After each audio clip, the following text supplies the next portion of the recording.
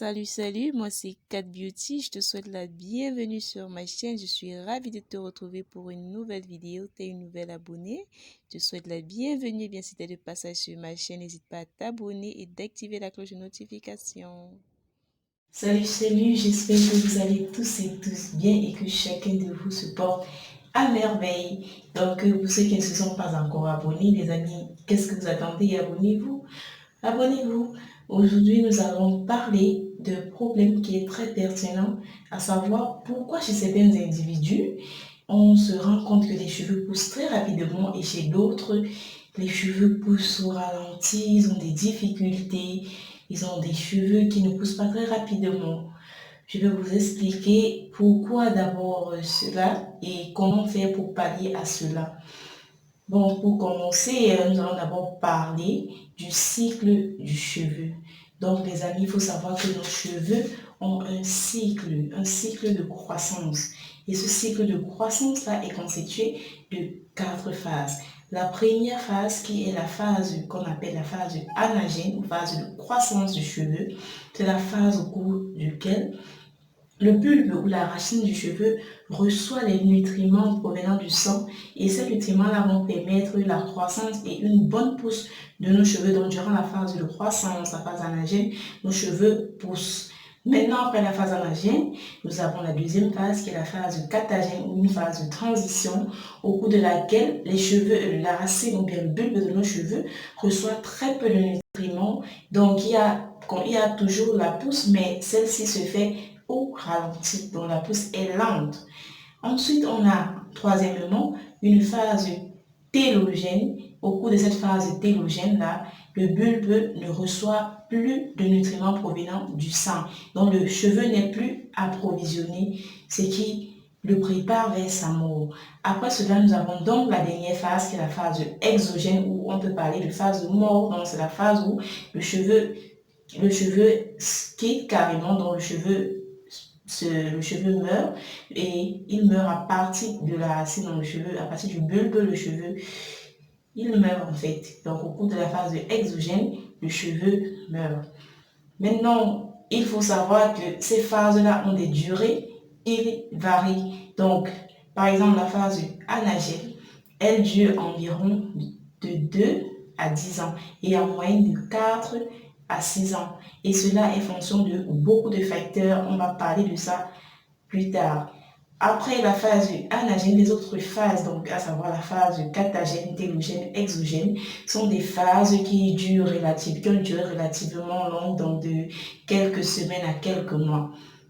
Donc, ce qu'il faut retenir, c'est que l'étape phare de la croissance de nos cheveux, c'est la phase anagène où le bulbe est suffisamment alimenté en nutriments nécessaires à la pousse et à la croissance de nos cheveux. Maintenant, pourquoi donc chez certains individus, les cheveux poussent rapidement et chez d'autres, pas autant après un certain nombre d'années? En fait, c'est que la phase anagène varie d'un individu à un autre et cela est facteur de nos gènes, de nos hormones. Donc, il y a des individus chez qui la phase anagène peut durer 8 ans, peut durer 7 ans et il y a des individus où la phase anagène dure 3, 4, 5 ans. Donc, vous voyez que si vous faites partie, par exemple, de ceux-là où la phase anagène est courte, vous voyez que vos cheveux n'ont pas une longue durée de pousse. Donc, c'est normal que après peut-être 2 ans, si vous êtes peut-être passé au naturel 2 ans, vous vous retrouvez avec une longueur relativement moyenne et pourtant chez un autre individu, après 2 ans, la personne a des cheveux super longs. En fait, c'est ça. Et maintenant, ces variabilités-là est déterminée par des facteurs modifiables et des facteurs non modifiables. Donc, quand je parle des facteurs modifiables, ce sont les facteurs sur lesquels nous pouvons agir. Et quand je parle des facteurs non modifiables, ce sont les facteurs sur lesquels nous ne pouvons pas agir. Et par exemple, comme facteur non modifiable, ce sont nos gènes. Parce que c'est nos gènes qui déterminent la durée du cycle de croissance de nos cheveux. C'est un peu ça. Donc, et là, tu peux rien faire contre ça. On a également les hormones. Par exemple, je vais prendre un exemple tout bête pour que vous puissiez comprendre l'effet des hormones sur la croissance des cheveux. Chez les femmes, l'exemple le plus palpable, c'est chez les femmes enceintes en fait. Chez les femmes enceintes, il y a des hormones de grossesse on peut dire quoi, qui agissent comme activateur de la phase anagène. Donc, chez la femme enceinte, la phase anagène est activée et les cheveux poussent rapidement. Donc, vous pouvez constater que pendant votre grossesse, vous avez beaucoup de cheveux, mais après, ces cheveux-là vont mourir. Pourquoi? Parce que après, vous allez constater la chute après l'accouchement, justement, parce que après l'accouchement, le taux d'hormones de grossesse chute.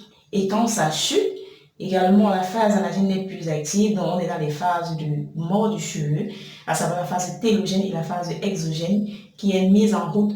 Donc vous avez une perte de cheveux et en termes scientifiques, on parle généralement d'alopécie du postpartum. Donc il faut comprendre que les hormones également ont un très grand rôle dans la pousse de nos cheveux.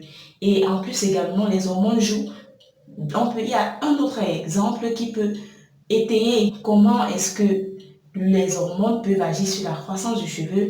Par exemple, si je prends une jeune femme pubère et une jeune femme qui est en ménopause. Une jeune femme qui est en pleine puberté, elle a beaucoup d'hormones de croissance qui vont accélérer, activer la phase anagène. Donc chez elle, les cheveux vont pousser plus vite que chez une femme ménopausée où ses hormones sont en baisse et généralement, donc, elles vont se retrouver avec des cheveux qui ne poussent plus rapidement. Donc, qu'est-ce qu'il faut faire pour avoir des cheveux longs? Qu'est-ce qu'il faut faire pour avoir des cheveux longs? Donc, pour avoir des cheveux longs, il faut agir sur les facteurs modifiables, c'est-à-dire les éléments sur lesquels nous pouvons agir. Parce que les gènes, ça dépend pas de nous, ça dépend de nos parents. Comment je dis ça? Nous bénéficions des gènes de nos parents, par exemple. Comme par exemple, je peux prendre l'exemple sur moi.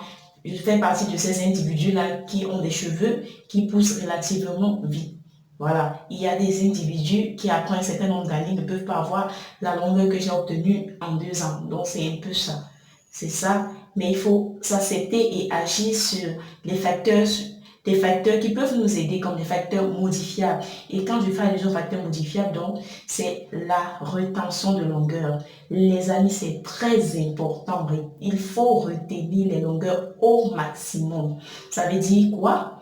Il faut faire tout pour éviter la casse. Tous les moyens sont bons. Donc, les astuces, les multiples astuces que je vous donne dans mes différentes vidéos, c'est pour vous permettre d'entretenir vos cheveux pour empêcher la casse de ceux-ci. Et quand ceux-ci ne se cassent pas, vous allez vous retrouver quand même avec des cheveux longs, même si sur le plan génétique, vous n'êtes pas prédisposé à avoir des cheveux longs, vous aurez quand même des cheveux relativement longs. Donc, c'est un peu ça. Donc, après, je vais faire une vidéo sur la rétention de longueur, comment faire pour retenir au maximum la longueur. J'espère que la vidéo vous a plu et que j'ai essayé pour ma part d'être assez explicite sur le sujet. Donc, les amis, je vous love, je vous love.